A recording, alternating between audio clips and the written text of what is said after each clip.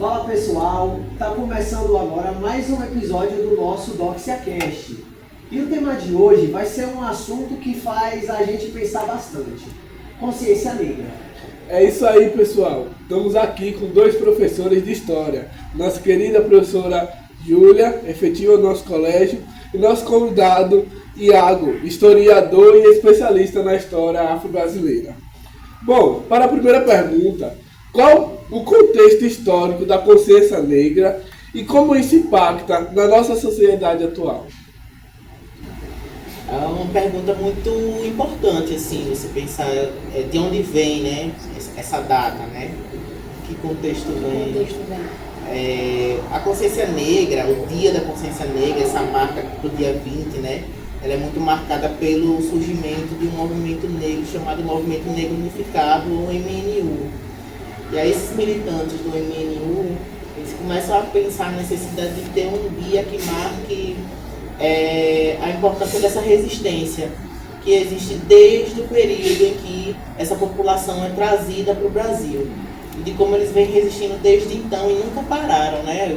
Termina a escravidão, da presença dessa resistência no período escravocrata com os quilombos. E aí esse fechamento nessa data do 20 de novembro como a data em que Zumbi falece, né? Que ele é morto. E aí, né, esse pensamento em homenagear Zumbi dos Palmares como esse símbolo da resistência negra. Aí, é daí que surge essa data, né? Esse fechamento nessa data do dia 20 de novembro, como o Dia da Consciência Negra. Falando um pouco agora de Zumbi dos Palmares, como é que foi mais ou menos a resistência dele? Como ele conseguiu se tornar um símbolo cultural da história negra?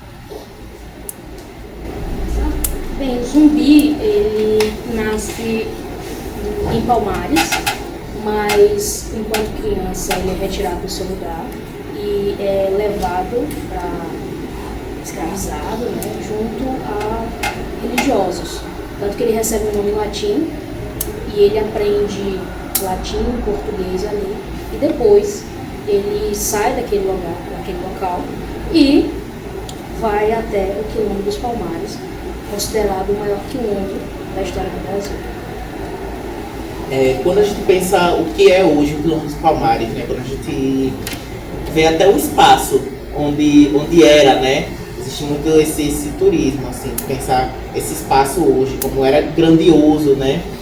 É interessante a relação com o Quilombo dos Palmares, porque Zumbi, enquanto líder, ele demonstra que o contrário daquilo que se pensava sobre a questão do escravizado, né? Da pessoa negra escravizada naquele período. De que não era possível construir um projeto de resistência, de que aquela população ela só servia como massa, né? Ela só servia como mão de obra. E aí surge uma pessoa que sai daquele contexto e constrói um novo tipo de realidade para a população negra naquele período, a partir do quilombo. O Quilombo dos Palmares é muito interessante pensar o Quilombo dos Palmares, porque ali você consegue visualizar uma organização social diferente da organização brasileira naquele período. Então, uma possibilidade de novas formas de plantio, de negociações com a população próxima, né, ao redor, do próprio aumento, né, desses quilombolas, né, quando eles vão resistindo àquela escravidão, saindo dali e migrando para os quilombos. E o que é interessante em Palmares é que Palmares começa a movimentar outros quilombos ao redor. Então, a partir de Palmares surgem outros quilombos que vão se inspirar naquela forma de resistência. Por isso que Zumbi é tão importante, porque é um líder, não só ele, mas você, Dandara, Gangazumba, você vê outros líderes nesse contexto, eles vão começando a construir lógicas e noções novas de resistência, não só pensando o quilombo como a fuga da escravidão, mas como essa população vai viver depois do quilombo, né? Como essa população vai se relacionar com os outros, como eles vão conseguir manter esse quilombo, né? Uma comunidade dentro de outra comunidade. Isso, exatamente. Então, questão resumida, basicamente os quilombos, o Zumbi, ele quebrou essa matrix, né, que os europeus via. Como você falou, que o negro ele só serviria como mão de obra, que ele não devia ter sociedade. E o quilombo quebrou essa matrix, essas expectativas dos europeus. Você falou sobre Dandara, você falou sobre outro nome que eu acabei esquecendo, Gazumba. Existe uma lei que obriga o ensino da história e a cultura afro-brasileira nas escolas. Vocês acham que ela é bem executada ou vocês acham que ela nem é executada nas escolas? Pronto, vamos lá. É a Lei 11.645, é isso? Lei... São duas leis, né? A Lei 10.639 de 2003, que ela é uma lei que ela vai obrigar as escolas brasileiras a trabalharem com o ensino de história e cultura afro-brasileira e africana, né? Isso. Tem esse ponto da história africana que às vezes fica solto. Né, fica solto. E depois essa lei foi atualizada em 2008 para a Lei 11.645, que ela vai introduzir também a necessidade de falar sobre povos indígenas, povos originários e os povos quilombolas. Então é um conjunto de leis, né, que vai trabalhar essa questão na educação. E por que é importante trabalhar essa questão na educação? Porque é a base, né? É de onde a gente conhece essas figuras, é de onde a gente conhece a nossa própria história, é de onde a gente começa a usar isso para o nosso contexto, né? De vocês, a partir de agora, pensarem, nossa, existe uma resistência nessa época, existe uma resistência até hoje, né? Procurar símbolos para se inspirar, enfim. Vamos lá, a questão da lei, né? A lei, ela tem um contexto dessa lei que essa obrigatoriedade ela deve ser para todas as disciplinas e todos os professores devem aplicar de formas diferentes. Óbvio que uma forma de trabalhar questões raciais ou de África em matemática não é a mesma forma que se trabalha em história, mas em ambos os contextos se trabalha. Por exemplo, quando a gente pensa a questão dos números e a questão da matemática, os egípcios eles foram grandes responsáveis pela matemática que a gente tem até hoje, né? Pelos avanços tecnológicos. A gente pensa as pirâmides, aquelas coisas grandiosas, como aquilo foi construído. Envolve muita matemática, muita arquitetura, mas isso é subtrabalhado ou pouco trabalhado. E quando é trabalhado, você não consegue pensar, na verdade, ou não é dito, ou é pouco, assim, subaproveitado, de que a civilização egípcia é uma civilização africana. E que existem construções ali que vão para além dessa questão cultural, né? Que são avanços tecnológicos, são coisas que são referências que esses povos, quando vêm para outros países nessa transição forçada de África para a América, esses povos trazem esse conhecimento.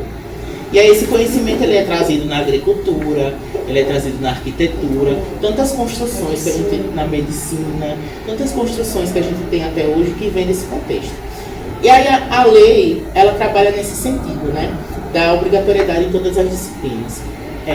Vocês acham que ela é aplicada? Olha, eles trazem um assunto, mas para ser sincero, depois do que você falou aí agora, citando o exemplo do Egito, associar o Egito com a África, porque ele está na África. Sim. Mas deu para perceber que é pouco trabalhado algumas profundidades que o povo africano tem. Então, ela está deixando a desejar. É um processo. Exatamente. Uma coisa é você falar de Zumbi dos Palmares, que no ensino de história você é quase obrigado a falar sobre Zumbi dos Palmares. E outra coisa é você se aprofundar naquela história, que é uma história tão rica, uma história que fala muito sobre quilombos, sobre a resistência do povo antigo, o povo África antigo. Existe uma relação dessa lei, que é uma relação que não vem só para as escolas, né? A gente, enquanto historiador, a gente nos cursos de história, a gente também, como professores em formação, a gente aprende a trabalhar a lei, né? Isso também é uma obrigatoriedade da lei, que as licenciaturas, não só as de História, de Sociologia, Filosofia e afins, Ciências Humanas, né? Que as licenciaturas elas comecem a trabalhar com quem está se formando, que eles consigam chegar nas salas de aula e aplicar um ensino básico, pelo menos, de África, de cultura brasileira, que é aquilo que eu estava ressaltando hoje com vocês.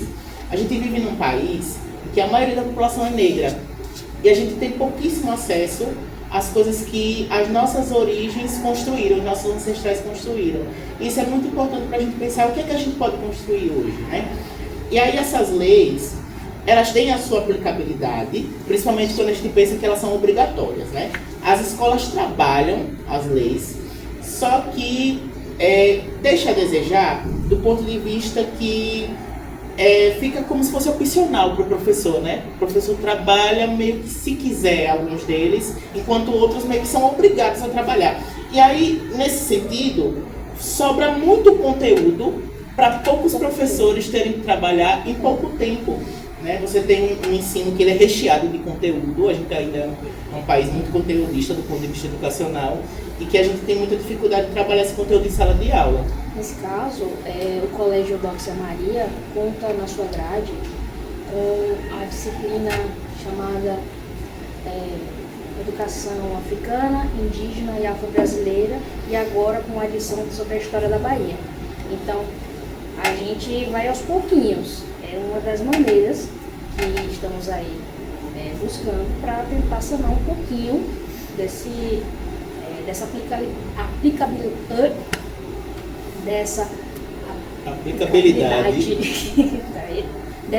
aplicabilidade da lei, tanto a lei 10.633 como a 11.645.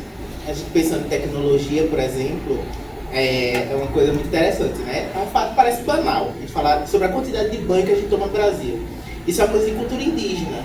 Você vai em outros países, tomam talvez um banho por dia. Isso é muito estranho pra gente, mas isso é uma coisa que vem dos indígenas. Isso e outras coisas. Exatamente. Em questão que você falou, pode ser muito abordado também na sociologia.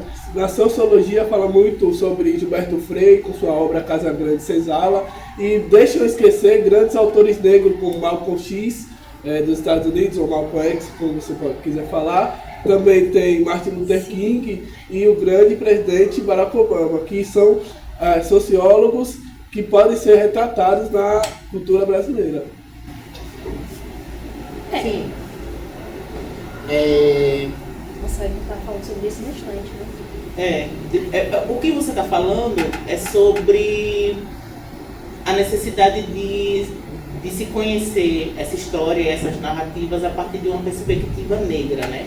Vindo de autores e pessoas importantes da história afro-brasileira, africana e das pessoas descendentes de africanos no mundo. Isso é muito necessário, porque quando a gente parte de um ponto de vista da vivência, de quem viveu, de quem vive, a história é outra, né? A perspectiva muda, a forma de se falar muda. Quando você vive uma coisa e você fala sobre, se torna mais próximo, parece mais verdadeiro, né? Do que a teoria pela teoria. Mas a teoria também é importante, e aí a gente trabalha muito com esses complementos, assim. Exato. Quer dizer que a gente não possa trabalhar Casa Grande Senzala, mas a gente tem que aliar a ideia de Casa Grande Senzala com outras ideias. Exatamente.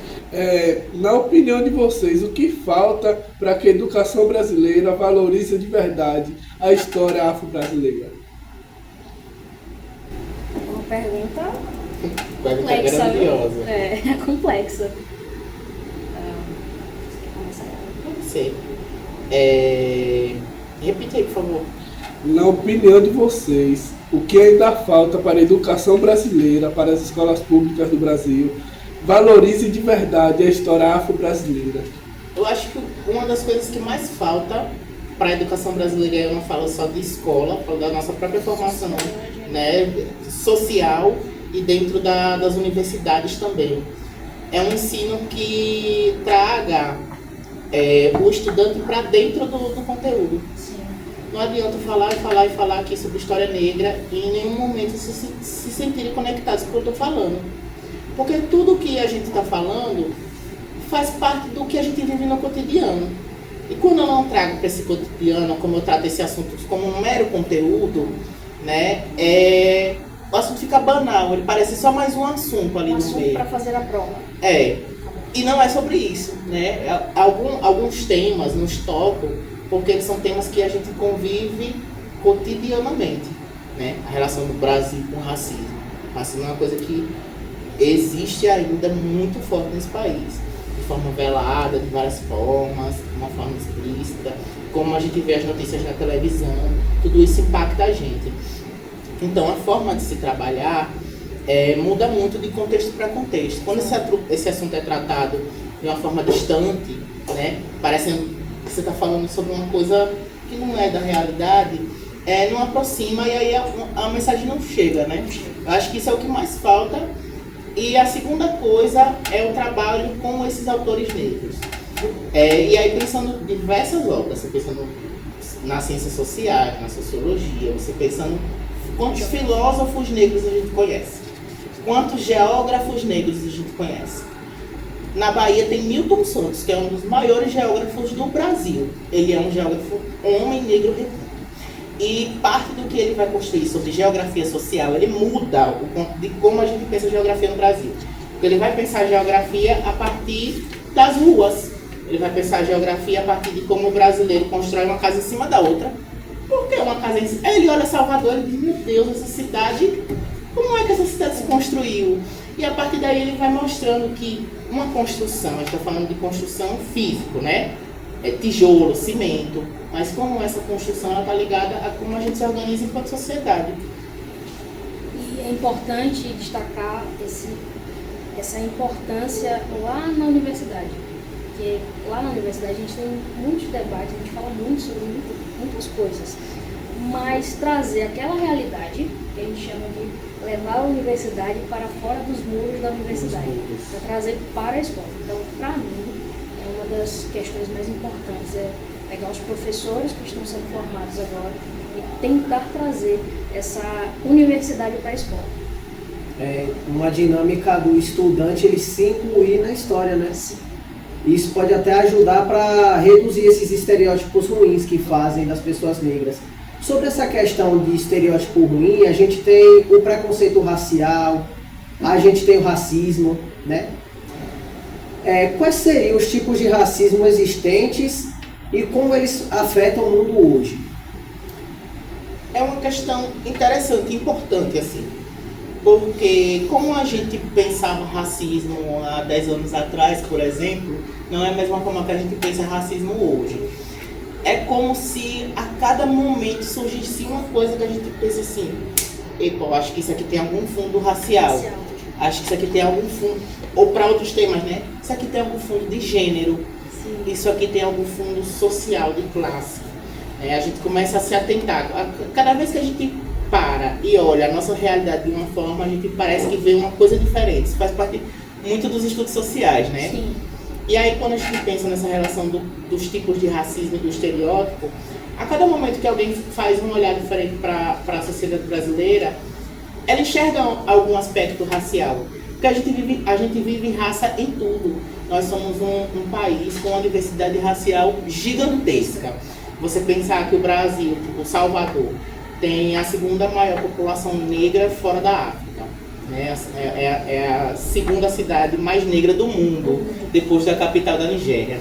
Você pensar que São Paulo, por exemplo, bairro da Liberdade, tem uma das maiores concentrações de colônia japonesa no mundo. E tipo, isso tudo falando de um mesmo país. E aí, como é que a gente lida com essas questões raciais, né? Construindo conceitos que talvez expliquem os conflitos que a gente vive. E aí, dentro desses conceitos que explicam esses conflitos, alguns estão dentro de uma lógica de racismo estrutural. Sim. A gente fala muito hoje sobre racismo ambiental, por exemplo, que é a questão do saneamento, e como essa questão está muito ligada a comunidades regionais, em sua maioria negras, a questão das favelas, o racismo velado. Você pode ir para vários lugares, né? E cada conceito você encontra alguma coisa que retrata essa realidade. Racismo recreativo, por exemplo. A ideia do eu vou ser racista, mas não, é uma piada. Não estava sendo racista. Quantas vezes a gente vê isso, né? Isso é chamado também de racismo recreativo. O racismo, infelizmente, vai se atualizando a partir de cada tempo. Infelizmente, vai se ficando cada vez mais sutil. De que forma o preconceito racial e o bullying nas escolas podem ser combatidos? Acredito que ações na escola, onde os alunos possam ser os protagonistas e que vocês, né, enquanto alunos, entendam uma realidade multicultural. Então, diversa, cada um é o seu próprio mundo em si. Então, o que acontece muito é o racismo recreativo, por exemplo, ou o bullying como forma de piada. Acontece bastante. E, poxa, será que o colega que eu estou fazendo a piada gosta dessa piada? Ou ele só está dando risada porque ele ficou incomodado, ele não quer mostrar para mim que incomodou bastante? Será que chamar aquele colega por tal nome não está deixando ele mal, triste? Será que ele não se sente horroroso ao ouvir aquilo? Então a gente tem que começar a trazer o aluno para o debate em espaços, em conversas, para que vocês entendam, né, que cada um está no seu próprio mundinho, cada um tem a sua questão. Agora sobre oportunidades que as pessoas negras têm em várias coisas da sociedade. Por que mesmo, tendo tanto avanço, tendo movimento, tendo esse aprofundamento dos conceitos que a pessoa negra ela tem que ser tratada com respeito sim, né? Por que ainda existem para pessoas negras oportunidades limitadas aqui no Brasil?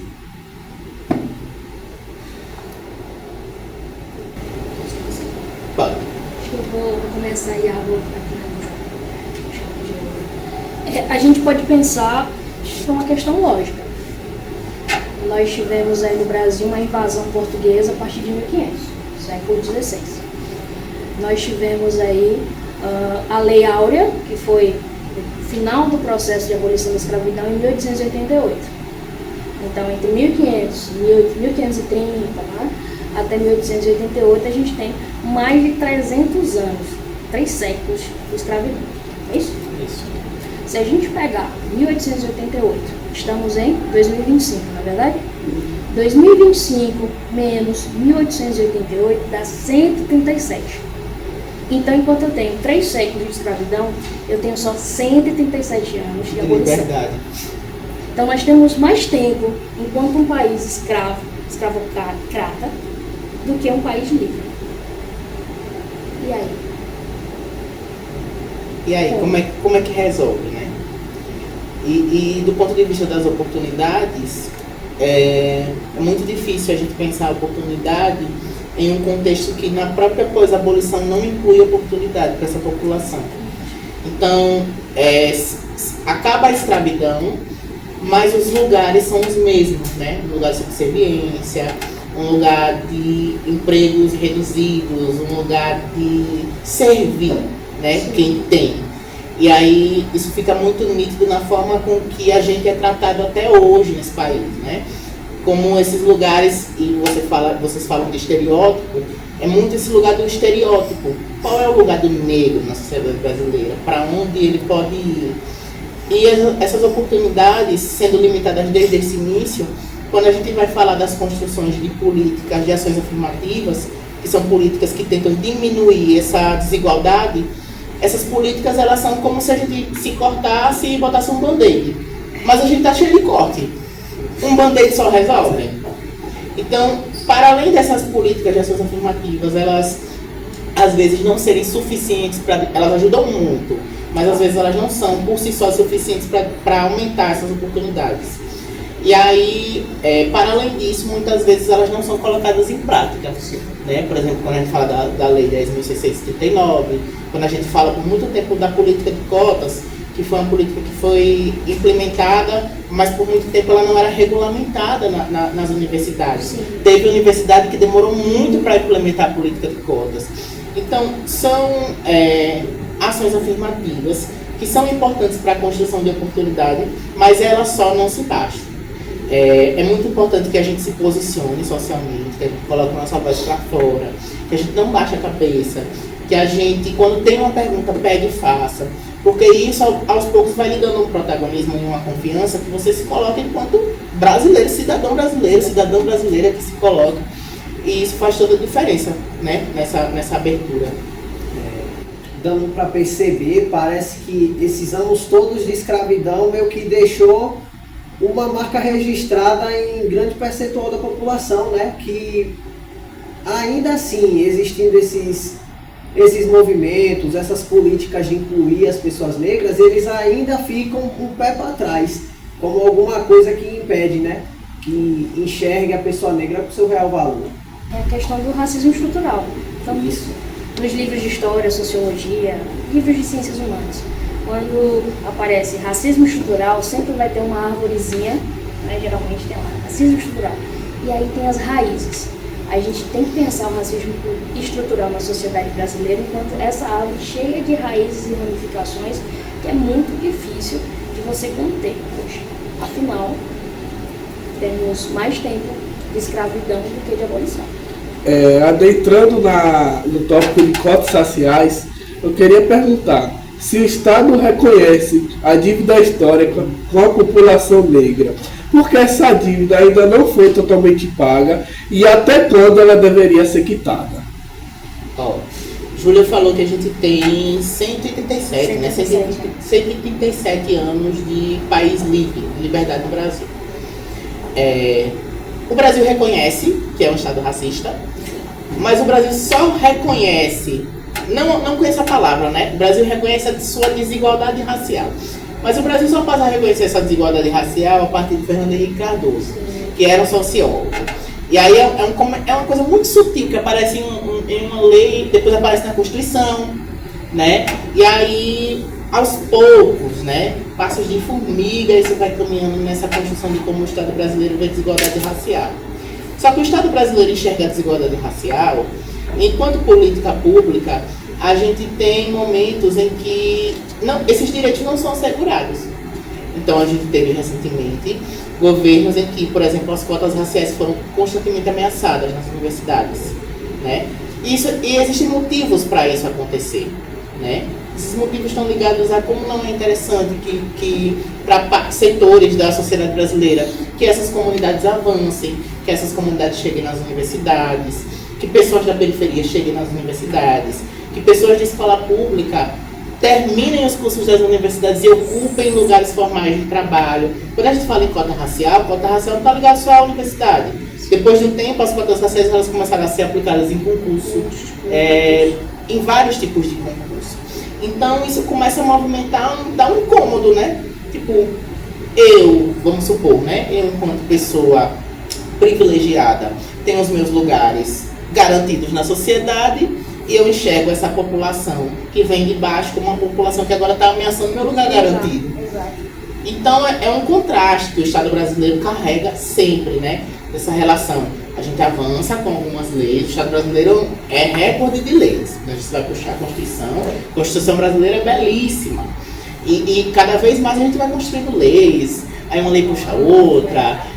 Recentemente o STF passou a considerar a homofobia crime dentro de uma lógica de injúria racial. A lei de injúria racial é uma lei cheia de problemáticas, né, que na prática, quando você vai fazer uma denúncia, né, aí você chega nos lugares das autoridades, né, nem sempre é respeitada essa lei. Nem sempre você faz uma denúncia, essa denúncia é ouvida. Isso porque não existe um consenso dentro do Estado brasileiro do respeito a essa lei, né? Como, por exemplo, existe um consenso de não roubar. Sim. Né? É lei não roubar. Roubou, vai preso. Mas com relação a outros tipos de leis, principalmente pensando nas leis de ações sociais, essas leis são sempre um contraste assim, na política brasileira. E é interessante porque racismo é crime. Mas quando a gente vê nos jornais, né? Chamou a atendente disso, falou isso, ali é injúria racial, não é racismo. Então não entra naquele crime. É uma forma já de diminuir, né? Se chamar de injúria racial. Porque injúria racial não tem tanto rigor a penalização que o crime de racismo, por exemplo, tem. Falando aí sobre cotas raciais, existe um caso sobre, para você ser aceito em cotas raciais, você tem que ser avaliado. Sua cor de pele, seu cabelo e etc. Existe um caso entre dois irmãos gêmeos que foram para essa avaliação e um irmão passou e outro irmão não passou. Eu queria saber sobre a opinião de vocês e se vocês acham que ainda adentra falhas nessa lei de cotas raciais. Eu acredito que, principalmente quando a gente fala em leis de aspecto social, toda lei é falha. Toda lei você encontra alguma coisa que não se encaixa. Porque a lei, ela tende a fazer uma leitura direta e objetiva da sociedade. Nossa sociedade é objetiva e direta? Não. Nossa sociedade é muito subjetiva. As coisas se transformam, nossa sociedade é complexa. O Brasil é um país extremamente miscigenado, que a gente passou muito tempo, até hoje, né? Muitos de nós, pessoas de cor, de pele mais escura, não se reconhecem como pessoa negra, né? A gente tem um ponto aí. E aí existe no Brasil essa coisa do que é o pardo, né? O pardo, por muito tempo, não era um espaço entendido como um espaço em que as pessoas pardas são pessoas negras. Então, muitas vezes, a pessoa achava que uma pessoa branca é a pessoa branca europeia, é a pessoa branca do sul. Quantas vezes a gente já ouviu que no Brasil não tem branco? Se no Brasil tem branco, porque no Brasil tem racismo, como é que não tem branco? Né? Se no Brasil tem conflito racial, como é que não tem branco? Só que, nesse contexto, a diversidade racial está aí para todo mundo nesse país. Né? Às vezes a pessoa nasce de uma família que tem um pai negro e a pessoa nasce branca, porque a mãe é branca. Às vezes a pessoa tem o pai negro e a mãe negra e o pai branco, e a pessoa nasce miscigenada, né? Então é uma palavra complicada, mas eu estou usando aqui só para simplificar, né? Eu nasci nesse contexto de uma família miscigenada. Então, meu irmão é mais escuro que eu. Mas nós dois ainda temos um tom de pele que é classificado pelo IBGE como negro, né? Ele como preto, retinto, e eu como pardo. Mas no IBGE, o IBGE considera pretos e pardos como negros. Por isso que nós somos a maioria da população brasileira. Só que, na prática, é muito complicado esse contexto. E aí, quando você pensa política de cotas raciais, a política de cotas raciais nem sempre teve uma banca. No início, a política de cotas raciais ela vinha por meio da autodeclaração. E aí a autodeclaração funciona assim: eu me reconheço como pessoa negra. É isso, acabou a autodeclaração. A autodeclaração vem de como eu me considero. E aí as pessoas fazem uma lógica do que é a autodeclaração a partir de, não, mas eu me considero... E nem sempre isso está num lugar de maldade, vou roubar o lugar dela. Não, está num lugar às vezes de, não, mas a minha mãe é negra. Não, mas eu venho de uma família que a maioria é negra. Na minha certidão de nascimento Na minha certidão de nascimento estava pardo. Isso é um contexto dos anos 2000, que a maioria da certidão de nascimento botava pardo. Porque não sabia quando bebê. E aí, nesse sentido, são criadas as bancas de heteroidentificação, né? Porque pelas cotas raciais estavam entrando muitas pessoas que depois eram identificadas que elas não eram negras, né? E elas estavam acessando as cotas raciais. E aí os números... Você olhava no curso de medicina, não tinha nenhum negro. Como é que não tem nenhum negro, se pela cota racial entrou negro? E aí surgem as bancas de heteroidentificação para regulamentar as cotas raciais. Aí você já tem uma lei para tentar suprir uma desigualdade e se cria um armengo nessa lei para fazer essa lei funcionar. É assim que funciona a sociedade brasileira, tá, gente? Aí nessa banca de heteroidentificação, a banca de heteroidentificação parte do heteroidentificação, hétero diferente, um olhar diferente. Então não é só eu me autodeclaro negro. Você chega com a sua autodeclaração de pessoa negra, numa banca de heteroidentificação. Essa banca de heteroidentificação vai ter, no mínimo, 3 avaliadores, mas na maioria das vezes é mais, para terem olhares diferentes sobre essa pessoa. Isso para simular como essa pessoa seria lida socialmente no meio da rua, né? Nas oportunidades de trabalho. Essa pessoa teria acesso à oportunidade de trabalho formal? A condições melhores de trabalho, a oportunidades melhores de emprego. Essa pessoa seria facilmente vista dentro de uma universidade do ensino superior, de uma pós-graduação, de um doutorado.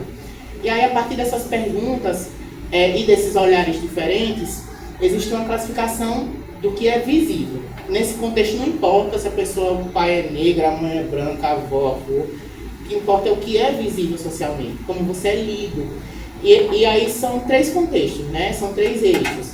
Se pensa o cabelo, o tom de pele e os fenótipos. Quando a gente fala fenótipos, são os traços que a gente carrega. Se nesse conjunto de traços, o principal é o tom de pele, mas se nesse conjunto de traços, a pessoa tem um tom de pele um pouco mais claro, mas nesse conjunto de traços é visível que ela é uma pessoa negra, ela passa. Mas mesmo assim, mesmo com um olhar diferente de várias pessoas, ainda surgem problemas, né? Existem casos e casos. A lei em si, a banca de heteroidentificação em si, ela funciona. Porque desde as bancas de heteroidentificação, o número de alunos negros, principalmente nesses cursos de Direito e Medicina, aumentou muito. Porque houve uma regulamentação.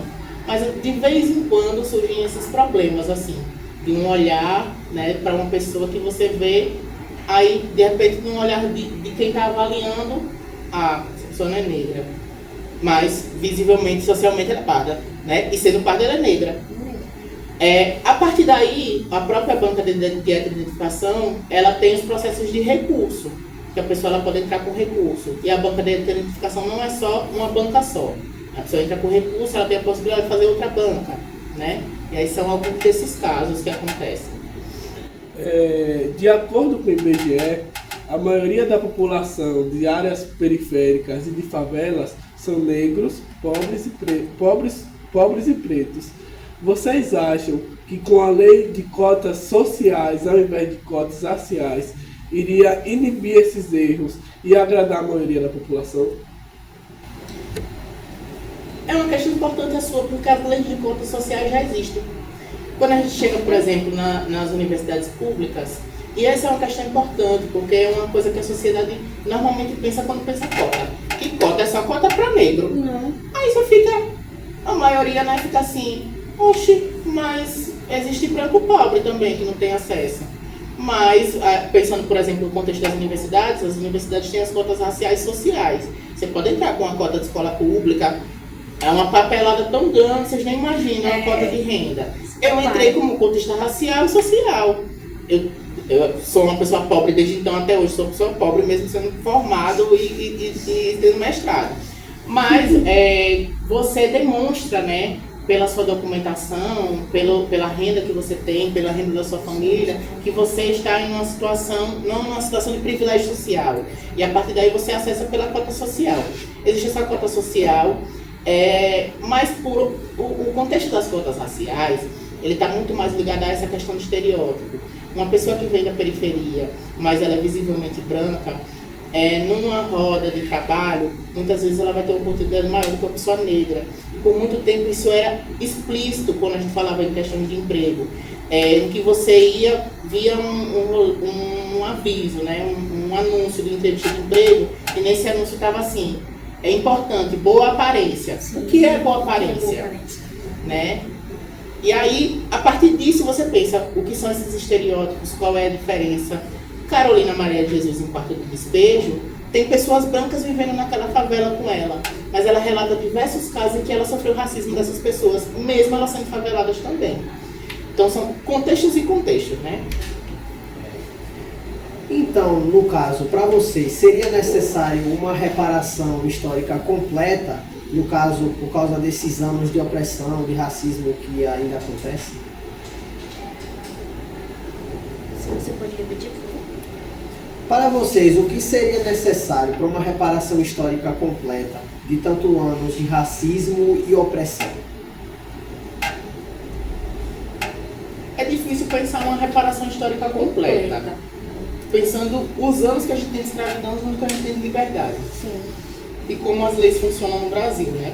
A demora que é para se criar uma lei, a demora que é para essa lei ser aprovada, a demora que é para essa lei ser aplicada. E quando essa lei é aplicada, ela funciona mesmo? Ela é aplicada da maneira certa? E aí, isso tudo está ligado à reparação histórica.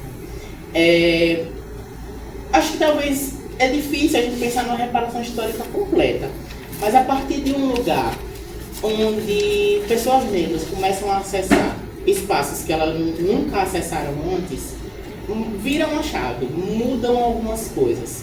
Quando a gente pensa, por exemplo, uma pergunta que vocês fizeram aí, que eu já vou adiantar logo, quando a gente pensa o Dia da Consciência Negra. O Dia da Consciência Negra ele surge do movimento negro nas décadas de 70 e 80. Ele só passa a ser oficializado como Dia da Consciência Negra no Brasil em 2011. Olha o tempo, né? Ele só passa a ser um feriado nacional ano passado. 2024.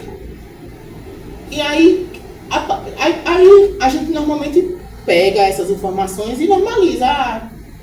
Porque o Brasil é um país racista, continua racista e tal. Mas essas mudanças vêm de onde? A própria questão do fundamento, da existência do dia surgir, das movimentações negras, dos movimentos sociais. Quando ela surge como lei, ela surge a partir da pressão social. né? Ela surge num contexto em que esses movimentos eles estavam buscando entrar dentro da política. Quando ela surge agora como feriado nacional, Dia da Consciência Negra, surge dentro de um contexto em que esses negros estão dentro da política, em que esses movimentos negros têm algum tipo de representação. Uma vereadora, um deputado, um senador, um movimento tem até candidaturas coletivas do movimento negro. É coisa que a gente nunca imaginaria há 10 anos. Eu queria saber, agora falando sobre cultura e identidade, qual é o papel da cultura afro-brasileira na formação da identidade nacional? Perfeita. Pergunta perfeita. A cultura afro-brasileira, ela é um espaço onde a população negra no Brasil e a população africana que veio para o Brasil aprendeu a guardar sua memória. Isso eu estou falando a partir muito de Beatriz Nascimento, historiadora afro-sergipana, que ela vai pensar a cultura negra como a continuidade dos negros na história. E o que é essa continuidade? É a possibilidade de um conhecimento muito antigo que não veio do Brasil passar para vocês agora, né? E aí os meios são diversos das culturas negras no Brasil. São um espaço de terreiro, você pensar uma escola de samba ou as escolas de samba, você pensar a dança, a música, a poética. Quando você pensar o livro Olhos d'Água de Conceição Evaristo, como ela pega e ela escreve contos nesses livros. Os contos não têm uma relação. A única relação desses contos é que todos os contos são sobre pessoas negras no Brasil. Mas as pessoas desses contos não são todas da favela, não são todas pobres, têm realidades diferentes, condições econômicas diferentes e falam de lugares diferentes. Mas o fio condutor é que elas são todas pessoas negras. Quando ela apresenta esses contos em um livro, e a gente lê o livro e termina, a gente diz, tem alguma coisa aí que liga essa população. E muitas vezes é essa questão da cultura e da identidade. E quando a gente tem essa cultura e essa identidade viva, a gente tem um referencial para a gente passar por certas violências e chegar em casa e conseguir sobreviver e para outro dia trabalhar e para outro dia estudar. Entendeu? O senhor falou sobre Beatriz, há pouco tempo falou sobre Milton Nascimento. O quão importante é ter esses representantes negros na sociedade e como vocês acham que podem aproximar o jovem negro para conhecer mais esses autores? O conhecimento desses autores vem de uma leitura nossa, enquanto profissional, de independente do professor ser negro, da professora ser branca, do professor ser de história, de ser de matemática, da gente ler. Esse é o primeiro ponto. E quando o professor continua estudando, e quando o professor pega esse estudo e leva para o aluno, é um outro contexto, porque a gente tem esse estudo vivo, não é só pegar o livro didático e passar a mesma coisa que está no livro. E ler esses autores é ver outros meios de pensar o Brasil. Né? Beatriz Nascimento vai pensar o Brasil a partir de uma memória negra, do corpo negro. Ela começa a pensar o corpo negro como um documento. Olha que diferente. Você pensar que o corpo negro conta uma história. Seu corpo conta uma história, sua cor, seu nariz, sua boca conta uma história. De onde você veio. Milton Santos vai pensar como as ruas contam uma história de uma população, independente se a população é pobre, independente se a população está numa periferia, numa favela. Como as ruas, o conjunto de casas conta uma história. Eu falando isso para vocês a partir de uma leitura que eu tive e de uma forma diferente, sem ser a forma teórica, dura, segundo Beatriz Nascimento, não sei o que dizer lá, é totalmente diferente de eu falar. Então, Beatriz Nascimento falava assim, aproxima, porque eles foram pessoas como nós, que estudaram, que tinham uma realidade, que partiam de um ponto. Veio de Aracaju, veio de Salvador, onde chegou, sabe? É isso. Agora uma pergunta bem interessante aqui. Sem esses movimentos negros, será que a gente ia ter as conquistas que a gente conseguiu alcançar hoje em dia? Eu acho que é um sonoro não. É um sonoro não. Um sonoro não. Mas é pensar como esses movimentos negros, eles são um conjunto de necessidades e um conjunto de realidades da população negra no Brasil. A gente tem uma população negra, como eu já falei, que é a maior parte da população brasileira. Toda essa população negra está do movimento negro? Não. Toda essa população negra concorda com o movimento negro? Não, porque as pessoas negras pensam de forma diferente. Vai ter uma pessoa negra que vai ser mais conservadora, vai ter gente negra que é contra as cotas. Mas aí da diversidade que nós também temos, né? De pensar diferente, de agir diferente, de não estar nem aí, ó. E aí o que é que o movimento negro, qual é o papel do movimento negro nesse sentido? É de, independente dessa população ser a favor ou não das coisas, buscar uma melhoria social para essa população. E aí tem um historiador chamado Joel Rufino. Ele é um historiador negro. O Joel Rufino, ele vai chegar em um momento, ele vai escrever um texto, lá dos anos 90, que ele vai falar sobre o movimento negro. Ele vai falar exatamente sobre isso. Será que a gente avançaria sobre o movimento negro? Aí ele vai falar, mas a maioria da população negra não está no movimento negro. Ele chega a quantificar, ele diz, acho que nem 10% da população negra, a gente é tantos, né? Acho que nem 10% da população negra está no movimento negro. Porque até para esse período, você estar no movimento negro exigia um acesso, que era primeiro o acesso a conhecimento, que nem toda a população negra tinha. Acesso à educação de qualidade, acesso a livro, acesso à leitura de qualidade. Até hoje a gente não tem. Até hoje é uma dificuldade. Né? Quando eu falo, leia livro tal, onde que eu vou ler? Né? Eu vou pegar e vou ler em PDF? Livro é caro. Né? Livro é caro. E aí, tipo, pensei isso nos anos 70. População negra dos anos 70. Mas essa população, fazendo parte ou não do movimento negro, estava resistindo e sobrevivendo. Quando a gente fala de Carolina Maria de Jesus, Carolina Maria de Jesus não era militante do movimento negro. Carolina Maria de Jesus era uma mulher negra sobrevivendo na favela, mas ela estava resistindo. Quando ela passa a escrever os textos dela a partir da escrevivência, como Conceição Evaristo, maravilhosa, quando ela passa a escrever a partir da escrevivência dela, da vivência, de como ela viveu, de como ela interpretou, é a voz de uma pessoa negra contando uma história. Isso tem muito peso, né?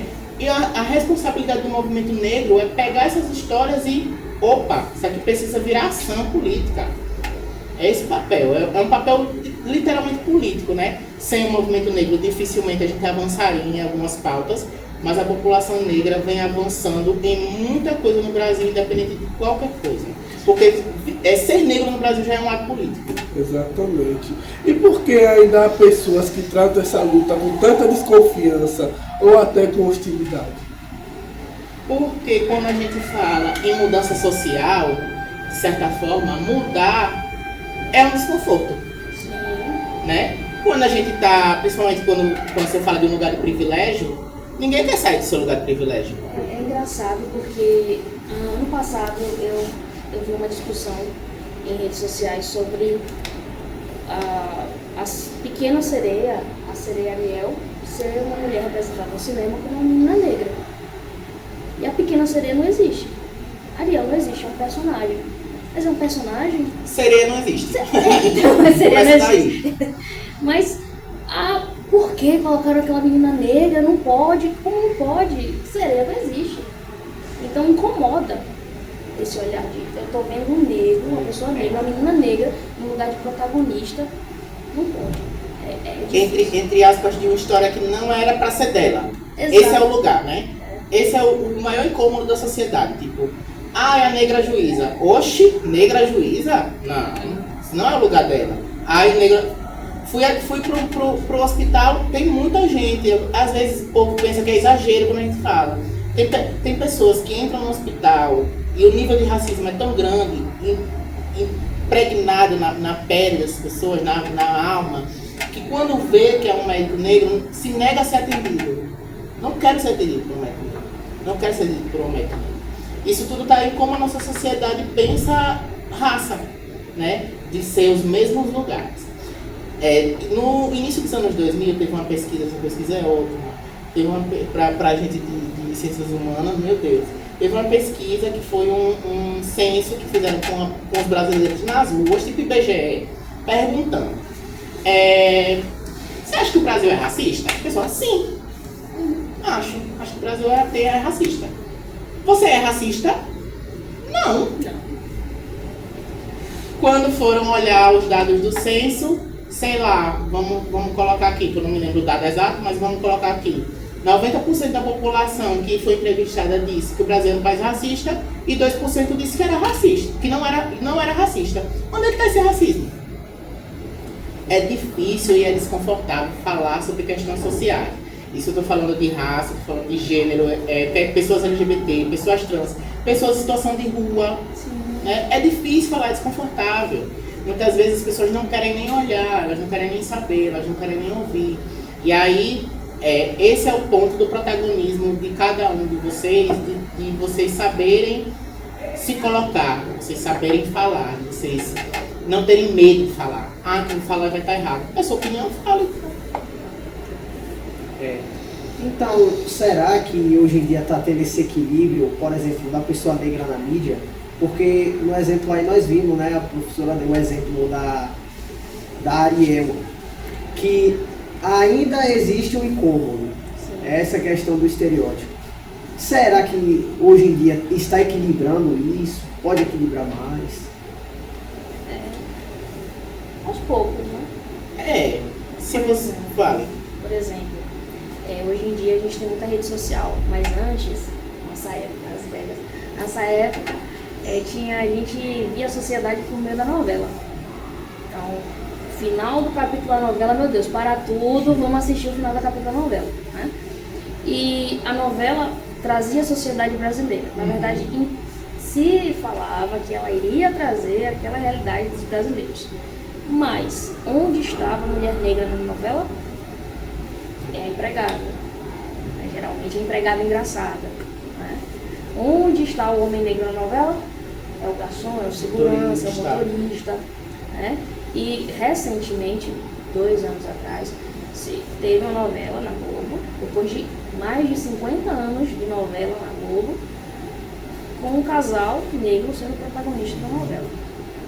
Então precisou aí uns 50, 60 anos para ter um casal, o primeiro casal negro na novela. Então, aos poucos vai se construindo esse protagonismo. E ter essas imagens presentes assim faz com que a gente se repense. A gente pense, nossa, é possível. A novela Vai na Fé. Eu assisti tudo. Você não veleira. Eu assisti Vai na Fé tudo. Vai na Fé era muito interessante porque era com a Cheryl Menezes e o protagonismo era de uma família negra. Né? É verdade. Aí você pensa, é uma mulher negra, como será que ela era, né? A gente vai para os mesmos lugares. Acho que ela era de matriz africana e tal. Não. A personagem dela era uma mulher negra evangélica, a família era toda evangélica. E mesmo assim, a novela tensionava questões raciais. Porque, independente do lugar onde a gente esteja, religioso, de classe, espaço, cidade, nós somos pessoas negras e vivemos esse cotidiano. E aí essa novela trazia muito isso. E também trazia, tipo, a filha dela, que era a Bela Campos na novela, ela fazia o curso de Direito. Quando ela chegava no curso de Direito, ela via que só tinha poucos alunos negros.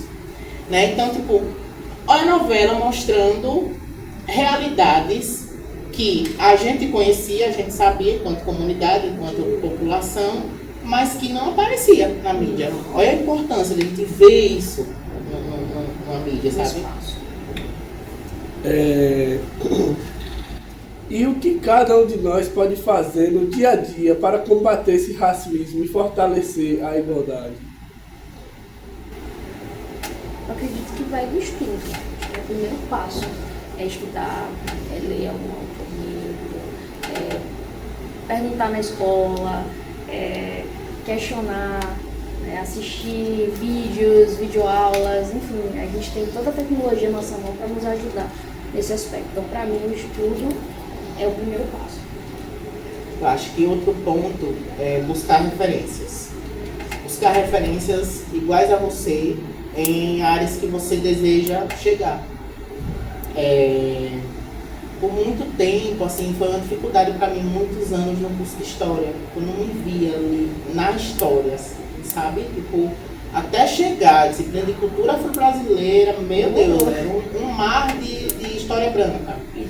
E aí quando chega a disciplina de cultura afro-brasileira, a disciplina de África, nós, alunos negros do curso de História, já tínhamos, por meio de estudos nossos, lido alguns autores negros. Quando eu tive meu primeiro contato com Beatriz Nascimento, eu vi uma possibilidade para mim de combater o racismo no dia a dia, de combater na minha vida e depois de passar isso para os outros. Isso é importantíssimo, né? A gente pensar, eu gostaria muito de ser um engenheiro, mas eu não vejo engenheiros negros. Hoje já tem.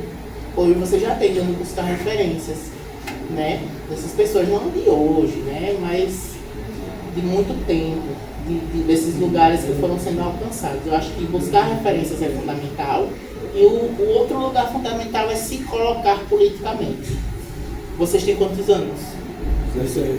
18, 17. Vocês já vão pensando em questão de voto, por exemplo. O que a gente vota politicamente? Né? O voto é uma coisa tão banalizada, né? Tão importante. A gente vota porque a gente é obrigado, né? Primeiro ponto é esse do voto. Mas existe uma importância muito grande no voto. O que a gente está votando? O que essa pessoa representa? Isso é um ponto. O outro ponto é você se colocar no mundo. Você falar sua opinião, e não só falar sua opinião, mas buscar embasar sua opinião. Por que eu penso assim? Se questionar. Por que eu penso assim? Vou procurar outras coisas. Vou procurar de onde vem isso. Essa curiosidade mesmo. E não ter vergonha e não ter medo de se colocar no mundo. Porque a sociedade, ela constantemente nos coloca nesse lugar de abaixar a cabeça. Nunca abaixei a cabeça. Vocês não devem nada para a sociedade para abaixar a cabeça. Então esse é o lugar da consciência racial. E a consciência racial, ela, desde quando você começa a pensar socialmente a importância de falar sobre consciência racial, ela move essa sociedade. Porque quando a gente enxerga os problemas que a gente vive e a gente reconhece de onde vem, a gente tem como combater. Se a gente está com os olhos fechados, como é que a gente vai enxergar de onde está vindo? Eu estou levando esse soco. Mas no momento que eu vejo, epa, eu tenho como combater. E é isso. Agora, se vocês dois pudessem deixar uma mensagem para os jovens sobre o que significa ter consciência negra, o que realmente significa, qual mensagem seria? Essa é uma pancada, né? Vem punch nessa força. Uma mensagem possível sobre ter consciência negra é entender a história. Eu acredito que entender a história, as nossas ancestralidades, entender que nós somos uma mistura de raças, e aí olha eu usando Gilberto Freire, né? Essa mistura de raças, mas que a gente tem um pouquinho de cada uma, né? E a gente precisa respeitá-las. O respeito é imperativo. Então a mensagem que eu deixo é buscar conhecimento. E puxando a sardinha para o meu lado, se buscar na história, né, vai conhecer muita coisa. Nas religiões de matriz africana tem uma figura que é Oxum. Oxum é uma orixá feminina que ela está sempre adornada de amarelo e ela está sempre com um espelho na mão. Essa visão do espelho na mão é muito importante para a comunidade negra. Eu, na minha vivência afetuosa, quando eu estudava no ensino médio, ensino fundamental, eu passei por N questões sociais. Tanto de homofobia, eu sou uma pessoa abertamente LGBT hoje, mas na época não era, mesmo assim já sofri homofobia. E por ser uma pessoa negra, porque eu sempre fui uma pessoa negra, e sou até hoje, e sempre serei. E aí tinha coisas que eu ouvia que eu não entendia, porque não era do meu contexto familiar, a gente discutia essas coisas. Eu vim começar a discutir quando eu peguei um livro e pá, isso aqui tem nome. Quando eu chego na universidade e isso aqui vem de um lugar, de uma época, quando eu pego um livro de história e vejo que época é. E a partir disso, eu tinha muita vergonha do meu cabelo, eu tinha muita vergonha dos meus traços faciais, da minha boca, do meu nariz, eu achava tudo muito feio, porque eu ouvia isso. E aí a gente pensa o Oxum, com esse espelho na mão o tempo todo, essa divindade com esse espelho na mão o tempo todo. Aí a partir dessas leituras, e de leituras de pessoas negras como Beatriz Nascimento, eu comecei a me olhar no espelho. Aí o primeiro olhar, meu Deus, que feio, não. Segundo olhar, epa, tem alguma coisa aí bonita. Terceiro olhar, quarto, quinto, sexto, sétimo, se olhem no espelho, vão se olhando no espelho e vão começando a se enxergar por fora e por dentro. Aí a gente começa a ter consciência. Epa, minha cor é assim, meu cabelo é assim, Isso não necessariamente não, isso não é ruim. Vocês são assim. Isso é quem eu sou. É daí que começa a surgir essa consciência do mínimo, sabe? De quem a gente é. E aí quando a gente, meu amor, quando a gente tem consciência de quem a gente é, começa a criar uma segurança de quem a gente é, não tem quem derrube. E isso é consciência mesmo. É isso mesmo, muito legal. É isso aí. Então, pessoal, esse foi mais um episódio. O tema hoje foi consciência negra, foi um tema bem interessante. Nós vimos a importância, né, que as pessoas negras, elas precisam ter senso crítico, se inserir na história, entender um pouco mais. E os nossos dois convidados aqui nos ajudaram muito bem. Não deixem de se inscrever, não deixem de ativar o sininho para vocês sempre acompanharem os outros episódios.